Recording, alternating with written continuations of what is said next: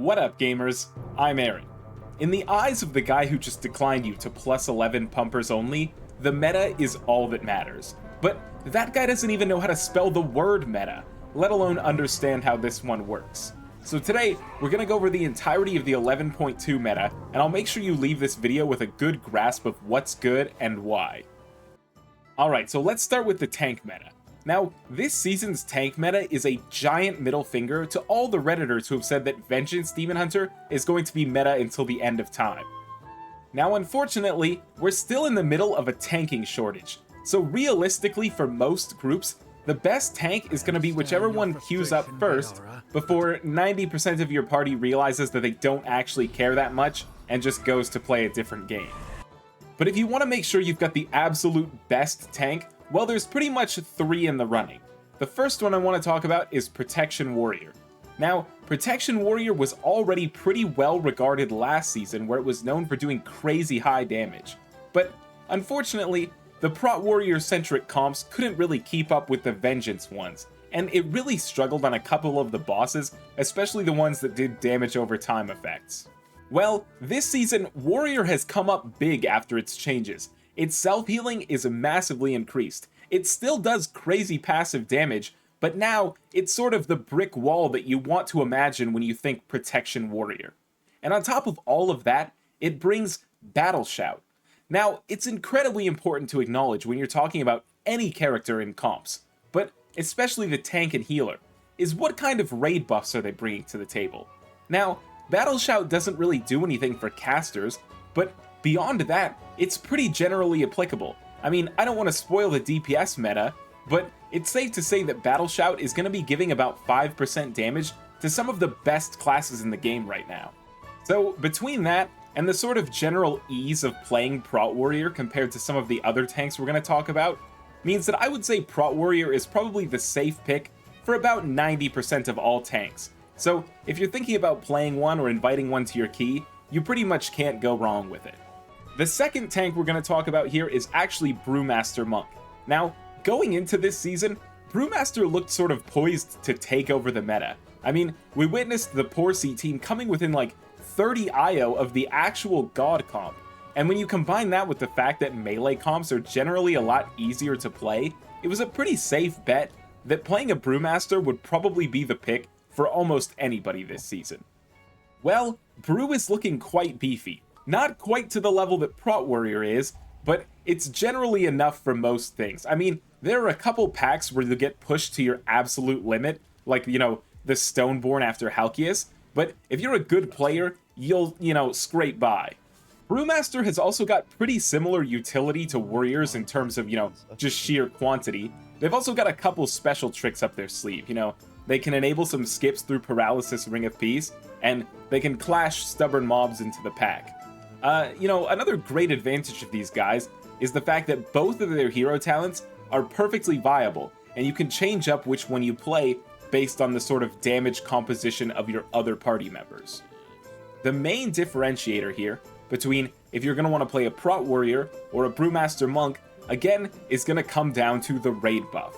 You see, realistically, Brewmaster is your only chance to get Mystic Touch, and the main reason for that is because there are only 3 Mistweavers in the world, and inviting a Windwalker to your key is a surefire way to make one of your other players have a family emergency and queue up for a different dungeon. A Monk's Mystic Touch is great when it's good, but it unfortunately does kind of limit your composition. You see, any comp that wants Mystic Touch is going to want Battle Shout too, and so you're going to need both a Brewmaster and a DPS Warrior. And there's nothing wrong with that this season, but beyond that point, your comp kind of auto-completes itself. You're going to want an attack power-based physical damage dealer, which means you kind of have to slot in Rogue, Hunter, or Feral Druid to fill in the last couple spots.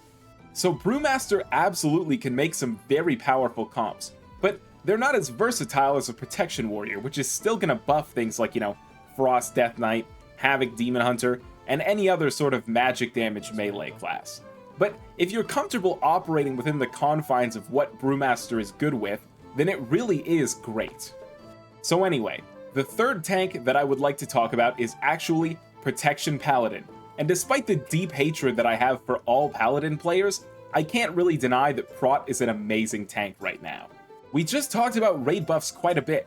Well, you can't go wrong with Protection Paladin. I mean, every class in the game takes damage, so every class wants Devo Aura. It's not specific to any comp like the last two. In fact, you might actually be more desired by certain comps, like, casters, which might want your interrupts to kind of supplement their own weaker stops. The biggest issue here with Prot Paladin is that, for a long time I felt like Prot Paladins should require a sort of special license to play the class. Sort of like how you need a special license to drive a big-ass truck. And the reason for that is because while you probably see Yoda out there tearing up the IO leaderboard, it's important to remember that you're not going to get anything even close to that by inviting an LFG Prot Paladin. Over my many years in the Mythic Plus Warzone, I would say Prot Paladin is the most likely candidate to just randomly die from 100% HP when they drop their defensives, or kill all of their melee when they just accidentally Blessing of Protection themselves. But if you've got someone that you know is good, well then Prot Paladin is fucking great. I mean, you've got, Devo Aura, as we mentioned, you've got Blessing of Sacrifice or Spell Warding, you've got Fat Wogs if your healer needs some help, you've even got rotational interrupts. Everything that they have is just great.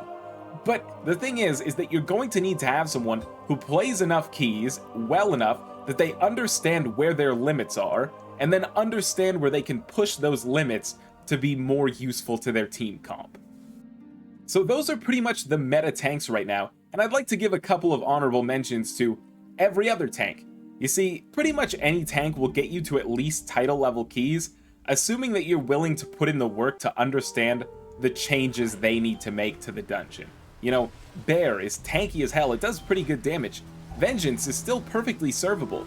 And Blood DK is an amazing training weight. Your teammates will get so much better from carrying your ass through the dungeons that by the time you swap to something else, you'll have a god comp ready to go. But anyway, let's talk healers. Now, the healer meta has come a long way in the last few months. You see, most of last season was based around wrapping your soft, vulnerable DPS players up in a bunch of bubble wrap, and then you'd surround them with packing peanuts. Just keeping them very safe. And this was sort of a Disc Priest special, which made them top of the meta last season. But even towards the end, we started to see the value of the healers that just fill health bars, especially in places like the MDI, where bosses like the Candle King became an absolute menace. And it's no surprise that now, where shielding is not so necessary, those health bar fillers have just absolutely taken over the meta. Now, a thing that's important to remember about healers right now is that for most classes, the actual healing checks are the easiest part. Basically, any spec can keep you alive through up to title level keys. The thing that makes a healer meta is how it complements the rest of their team. And this isn't even just necessarily a damage thing. You see, healer damage this season almost could not matter less. You could practically double healer damage and the game would just be better off for it. But you do have to keep in mind things like the utility they bring, and as with tanks, the raid buffs. Alright, so the healer that's received probably 90% of the LFG invites over the past month is going to be Resto Shaman. These guys are so much more flexible this season now that they're able to play Farseer. You see, things like your mage running around 40 yards away from the healing rain don't really matter when you're not so reliant on those spells. And the fact that they play haste on their gear now makes the class feel so much better and so much more able to quickly react to your teammates' fuck-ups. The biggest draw for Farseer Restoration Shaman, though, is just how powerful it feels. I mean, when you've got your grandpas out, even just casting a Riptide will easily do at least 50% of someone's HP. It's like a mini lay on hands every time you press your main ability. You've got plenty of cooldowns like, Spirit Link and Ascendance that are so powerful, and I mean, it's not the same, but you've even got Healing Tide Totem to get you through most events, so really, anything that happens, Resto Shaman probably has an answer for it.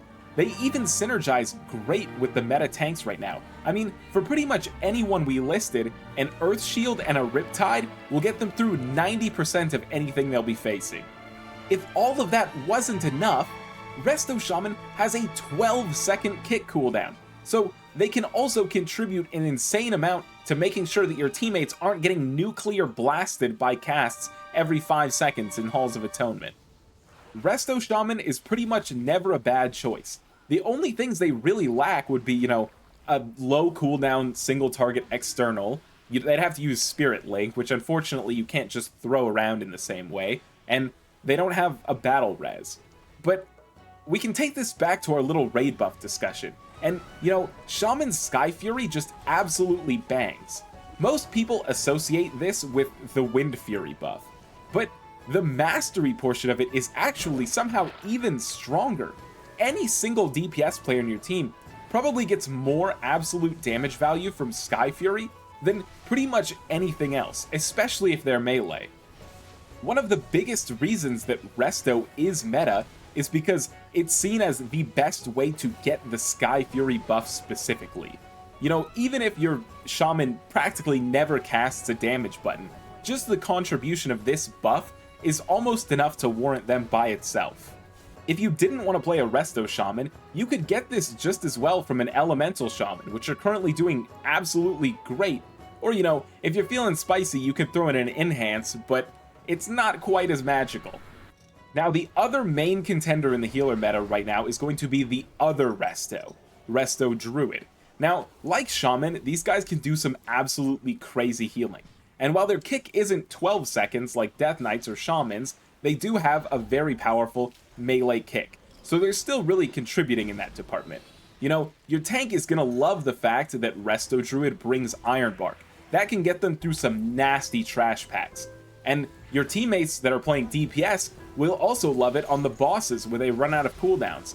So it really does add a lot. And again, talking about the raid buffs, I know we've mentioned them a lot, but Mark of the Wild, while maybe it doesn't bring the absolute damage that Sky Fury does, is probably the most pound-for-pound valuable raid buff in the entire game. The fact that its versatility means not only will your teammates be doing more damage, but they'll also be taking less, so it's really got something for everyone, and is a great addition to your team comp. Oh yeah, and Druids also have an amazingly powerful battle res, bringing players back at full health and making it way safer to come up the second you need them. But I'm sure that's enough about healers. I'm sure we'd like to get to the part that 90% of people actually care about, and that's going to be the DPS meta. Now, I'd like to start this section by saying, welcome back, Hunter. It's been a long 4 years since we saw them anywhere near the top, but they're back, and we'll talk about them in just a moment. Now, the most standout DPS this patch is, undeniably, Augmentation Evoker. Wait, how the fuck does this keep getting in the script?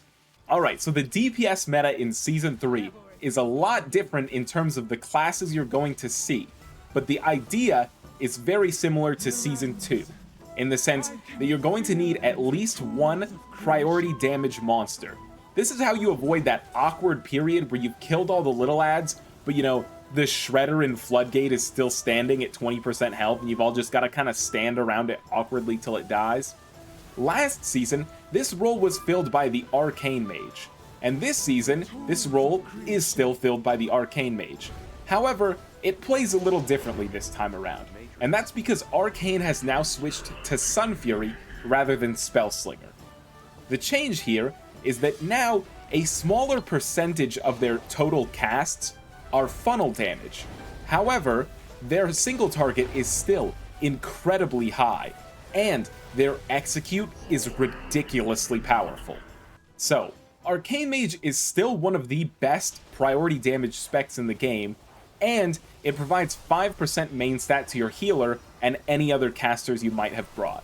Alongside that, it comes with 2 or even 3 stops if you talent for it, and just generally being pretty durable to most boss encounters.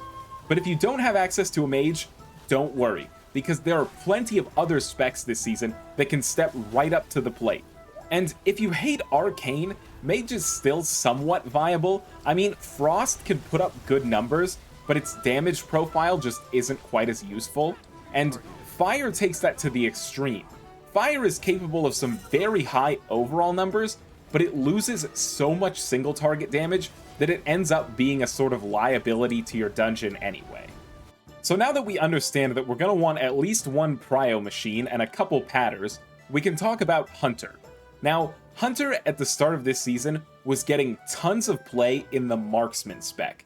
Now, I cannot lie to you, the damage that Marksman can shit out is actually demonic. They have burst that is pretty much unmatched by anything we've seen in years. But it's kind of evenly spread across their targets. It doesn't really focus down the boss in the way that like an Arcane Mage would. So if you don't have some complementary single target to work alongside Marksman, then you aren't really speeding up the key that much. But now, Beast Mastery has been buffed, and that makes Hunter even better because they are even more versatile. You can play Marksman and you can slam down Daddy Dick all over the packs. Or you can play Beastmaster, and you can drool across your keyboard while making sure any prio target turns to dust. Not only are they incredibly flexible in that regard, but their utility is decent enough. It's nothing to write home about, but they've got some pretty good things in there. And Hunter has come so far from when they were in the meta last time and they were just considered these fragile, glass creatures. Hunter today is actually quite tanky. I mean, they've got a huge health pool, they've got multiple charges of their defensives, they've got, I don't know, whatever else the hell that class is going on. They're pretty tanky is basically what I'm trying to say. But, really, you can't go wrong with a Hunter. The only problem that Hunter's really got going on is that a Hunter contributes pretty much nothing to the raid buff economy of your party. And while that's okay because their damage is so high, it does mean that their invites are kind of happening solely on the basis of their high damage. This would normally make them very vulnerable to a nerf, but over the last couple seasons, Blizzard hasn't really made the best things anything less than slightly less of the best. So I think it's a pretty safe pick to imagine that you could pick up a Hunter and play any spec to very high success. And if you're willing to go get some raid trinkets, a stacked Nether Prism on like a Marksman Hunter will actually turn packs in even the highest keys into fucking spaghetti in just mere seconds. So if you want to just, run around doing your full damage from 40 yards away, then I would absolutely recommend a Hunter. Alright, so the third class that's being played in the God comp, not that there really is a God comp, but if there was, the third class would probably be Frost DK. Now, Frost DK is actually good for a lot of the reasons that Unholy was good last season, that being their crazy raid buff.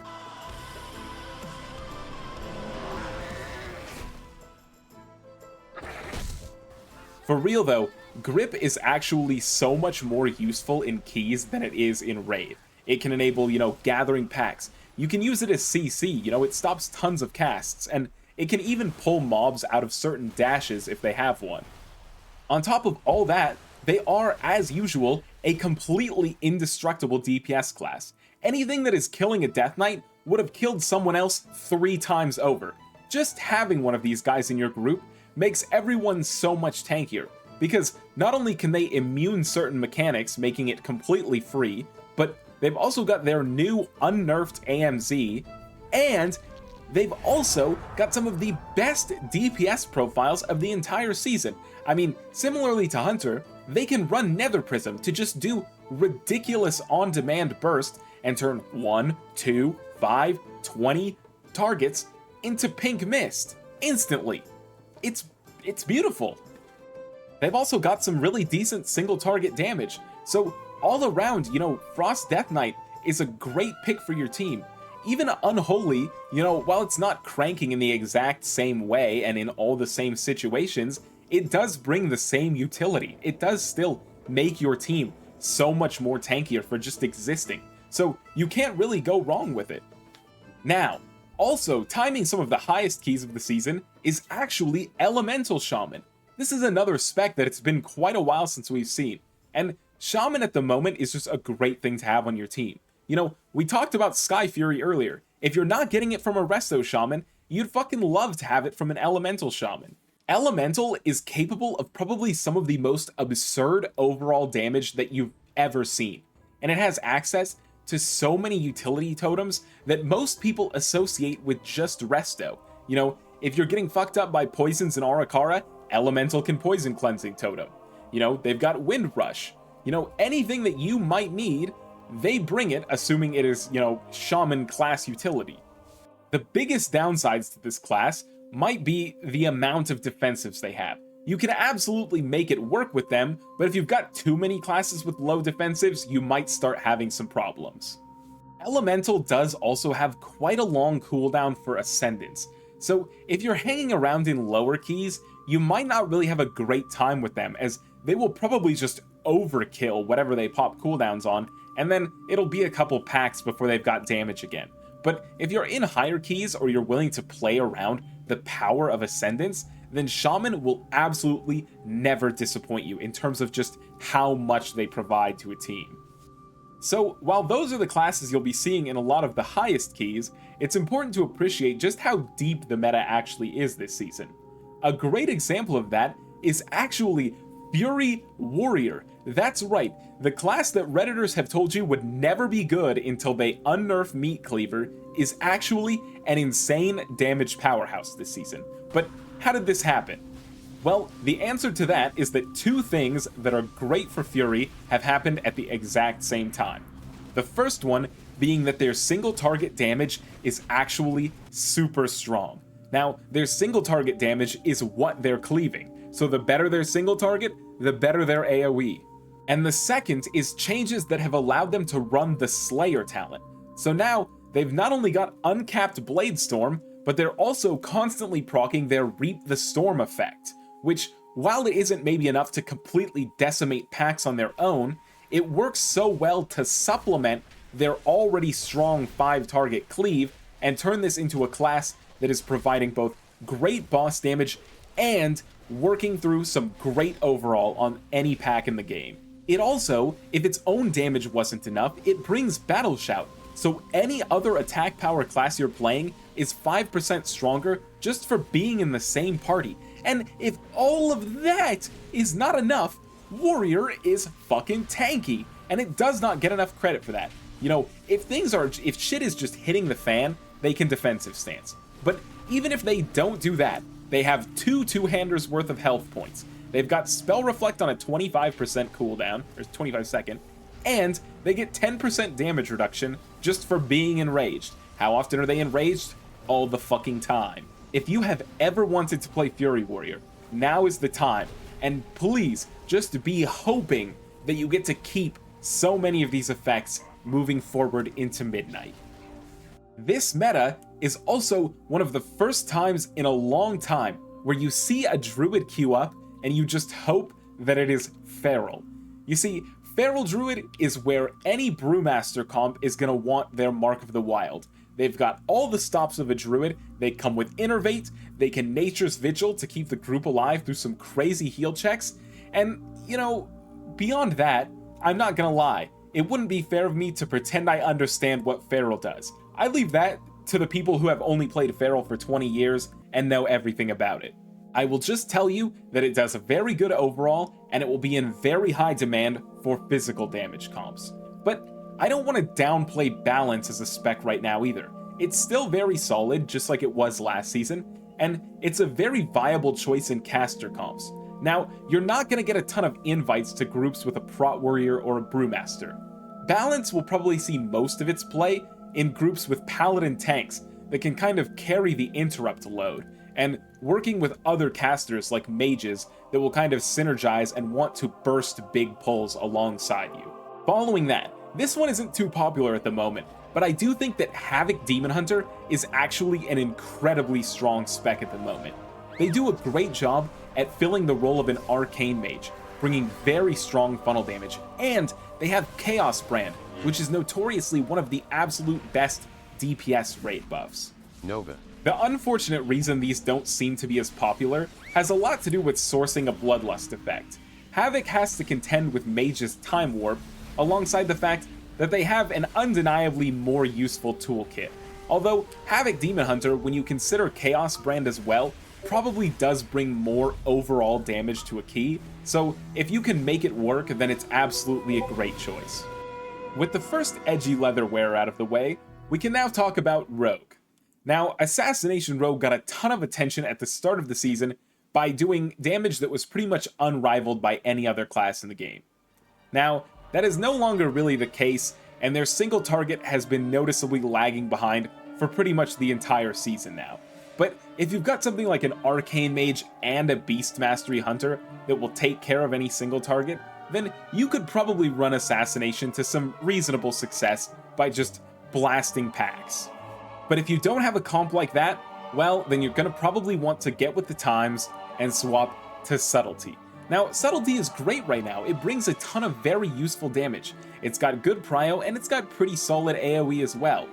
If you're feeling spicy, you could try Outlaw as well, but unfortunately, Outlaw's damage sort of lags behind and only really looks acceptable in a sort of full physical comp where they're pulling around its target cap. But here's the problem with Rogue, and why Rogue has not really taken off in popularity. You see, Rogue is a lot like a Scalpel. It's precise, it's exact. And this was super relevant before the War Within, when you had some abilities that need kicked and some abilities that need stopped. But ever since the War Within, now that every single thing needs to be kicked or it just recasts, well, it's now the case that stunning everything in a pack is now just more valuable than stunning the one mob that needs it and avoiding diminishing returns on everything else. So, for that reason, you know, Rogue has gone from probably the most valuable control class to one of the absolute worst, because while you've got other classes like Mage, which can individually stunlock a pack for 10 seconds, Rogue can kidney shot one mob, and every couple minutes they can blind the pack for half a global cooldown. Shroud too has become less valuable, because Stealth Detect is now on any mob you would want to skip anyways, so there's not really anything of note to Shroud. You know, most things that you would Shroud, you can skip through any other number of tools, like Mind Soothe, the Para Rop we talked about earlier. You can find a way. Rogue is not the exclusive way that can happen. And much like how I think Blood Death Knights are kind of suffering for their Shadowlands sins, it feels like Rogue is doing the same. You know, Blizzard seems to be so afraid of the triple Rogue metas in Battle for Azeroth that they're avoiding letting Rogue utility shine.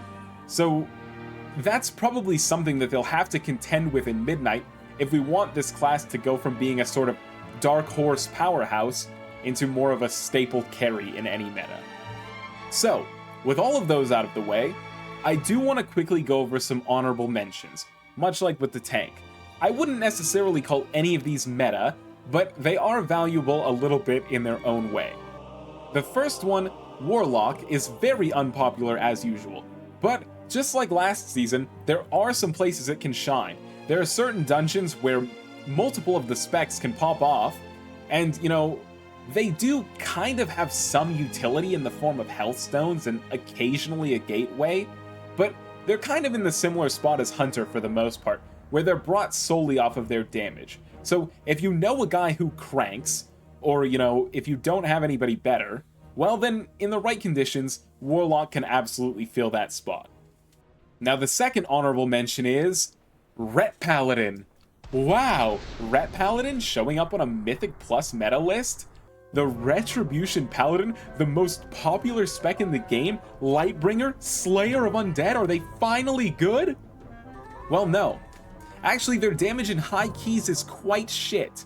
I mean, even the best Ret Paladins in the world are getting bodied in their own keystones. But, and there's a big but, is that if you have very low aspirations for the season, if you just want to get your 3k and then peace out, well then Ret Paladin actually climbs all the way to S tier. You see, Ret Paladin has always got damage, and it gets that damage out quick. So when packs die fast, Ret Paladin shines. And on top of that, it's hard to kill. It can help out with nasty debuffs like poisons and Arakara. And, you know, it's got most of the utility of a protection paladin, aside from maybe spell warding and the kicks. But, you know, if you just want to get 3k, then absolutely, Ret Paladin will do you a good chunk of work and be a solid invite if it's a good player. But unfortunately, if you want to push much beyond that, its damage starts getting worse with every key level. So you might want to consider moving over to another similarly easy class like a Beast Mastery Hunter, which will do about the same effort and do so much more damage. Anyway, that's pretty much most of the meta as it stands now. We'll be heading into the MDI soon, and the MDI is usually where the season gets its sort of last big changes, as they try not to shake things up too much during the event or even really after it ends. So look forward to the 11.25 meta, which maybe will shake things up a tiny bit. We'll see. But besides what we talked about, what could be done to make this meta even better? What would I change?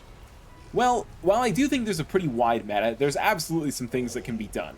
I think some of the lower performance classes like, Prot Paladin, Shadow Priest, a couple things that you don't really have any reason you want to invite, you could tune those up a bit. And the number one thing for me, and this is maybe a personal, wish, is that we could finally make Blood DK shine. They really are paying for the sins of Season 3 of Shadowlands. And now that we've seen that Hunter has gotten a full pardon and been allowed to rise straight to the top again, maybe we could do the same thing for Blood Death Knight. It doesn't really seem like when they made their The War Within changes, they really had Mythic Plus in mind. So it's led to a kind of uncomfortable space where it requires you to be one of the most skilled tank players to pilot it effectively, but if you're so skilled at tank, you would just want to play something better that's not holding you back. So if it were up to me, I would unleash Blood DK. But anyway, in conclusion, I really appreciate you checking out my video. If you're considering doing some Fodom rerolling, then maybe think about some of the classes we've talked about today. And if you have any questions or just want to tell me how shit my YouTube video was, well, then leave a comment.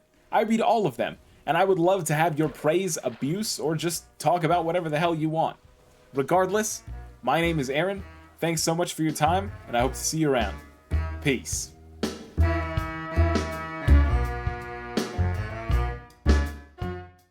Why don't Prot Paladins just close their Discord again?